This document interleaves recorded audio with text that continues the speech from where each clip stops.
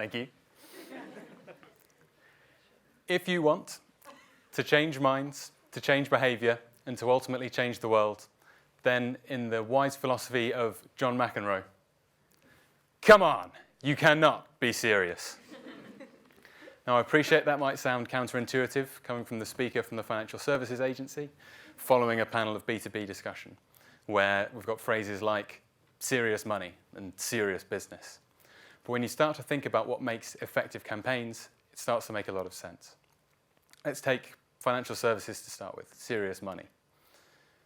I was talking about the topic of this presentation with my dad a little while ago, and he started reminiscing about the series of Barclaycard ads starring Mr. Bean, Rowan Atkinson.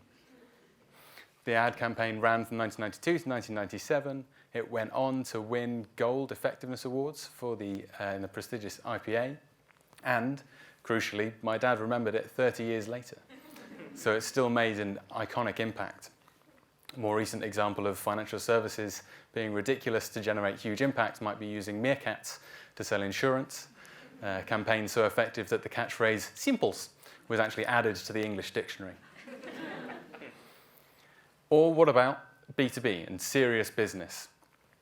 Well, one of the best pieces of B2B marketing from the last decade, a campaign so iconic that it spawned countless parodies and has its own Wikipedia page, is Jean-Claude Van Damme's Epic Split. It catapulted itself into the public consciousness by taking the highly technical precision engineering of Volvo Trucks' dynamic steering technology and treating it exactly as seriously as it deserves. And if you start to think about the campaigns in your own life that are effective, that you talk about with friends who don't necessarily work in the industry, they tend to have something fun or funny or entertaining about them. And that's not a fluke. There's a lot of empirical evidence from serious research agencies like Kantar and System1 that demonstrate that humor is one of the most effective techniques and tactics for improving both brand and performance metrics. But that same data demonstrates that the use of humor in advertising has been in structural decline for the last 20 years. Because we don't just make frivolous ads, right? We're here to solve serious problems for our clients, and serious problems need serious solutions. It's exactly the theory, or the false idea, that Volkswagen tried to disprove with their Fun Theory series of experiments, where through play and interactivity, they successfully managed to reduce dangerous driving, increase recycling, reduce littering, and get people to take a more active lifestyle. That last one's my favorite, so I'll tell you a little bit about what they did. If you were seriously trying to solve the problem of getting people to be more active, then you might run an education campaign where you inform people about the benefits of a healthy lifestyle or the risks of an unhealthy lifestyle. You might use serious emotions like guilt or fear to try and motivate people.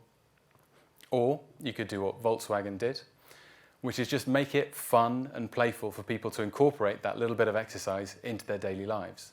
So they ran this intervention in a subway station, a metro station, where there's typically escalators next to the stairs, and as you expect, most people choose the easy option, an escalator, and miss out the chance for exercise. And what they did was turn the stairs right next to it into a keyboard, a piano keyboard, so that as you walked up, it played notes. And that managed to convince 66% more people, and some dogs, to choose the stairs over the escalator. It's not necessarily funny, but it's fun, and it's playful, and it successfully managed to influence behavior. But that's just changing individual behavior. And sometimes our clients expect us to be able to change society. They want us to tackle structural or systemic issues. And doing that might feel a little bit more like we need to spark a cultural revolution. And surely revolutions should be serious business. Not according to Srada Popovic, who is a founding member of Otpor, who were a revolutionary group who were central to the overthrow of the Serbian dictator Slobodan Milosevic. He's since gone on to set up Canvas, a revolutionary consultancy that teach these techniques and tactics to organizations all over the world. In his book, where he outlines these tactics, The Blueprint for a Revolution, he dedicates an entire chapter to the importance of humor, or as they call it, laughtervism, in being able to effectively change culture. The book is full of inspiring examples, but there's one that I think is most relevant for us, being in the business of spreading ideas and messages. And this was how a group of activists under the dictatorship of Assad in Syria managed to spread their pro-democracy message. Now, it's not easy to spread a pro-democracy message under a dictatorship where you can't turn to the state media, which is obviously under government control. You can't put up posters that will be torn down. You can't spray paint your message on walls or shout it from the rooftops because that leaves you exposed to the security services. So they needed to think a little bit differently and a little bit less seriously about how they might solve this serious problem.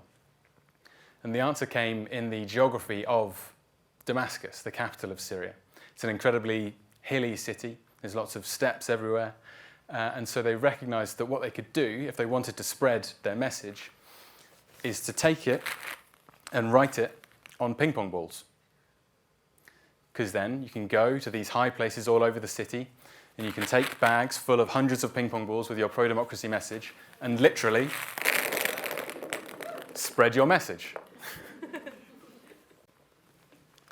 It's not fun or funny, but it is a kind of unserious solution to a serious problem. And it achieved two main objectives. One, it undermined the seriousness of the regime, because it's very difficult to look menacing when you're running around trying to chase some ping pong balls.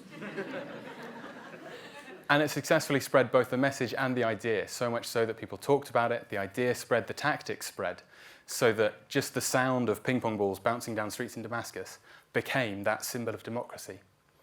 And that's why it's so important for us as well as VCCP as part of the Challenger Agency group, where if we want to challenge the status quo, then we need to stop taking it so seriously. We need to not treat it with respect or reverence, but come up with creative ideas that undermine that seriousness. And so that's what I would like all of us to do, have our own ping pong ball moments.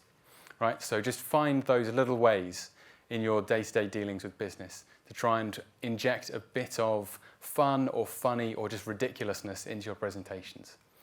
For example, you might just ask a question that undermines the seriousness of the brief that's being set to you. You might include one suggestion that makes you feel a little bit nervous because it's a little bit out there. But if we can all together just do those one actions, then we can, collectively, change minds, change behavior, and change the world seriously. Thank you.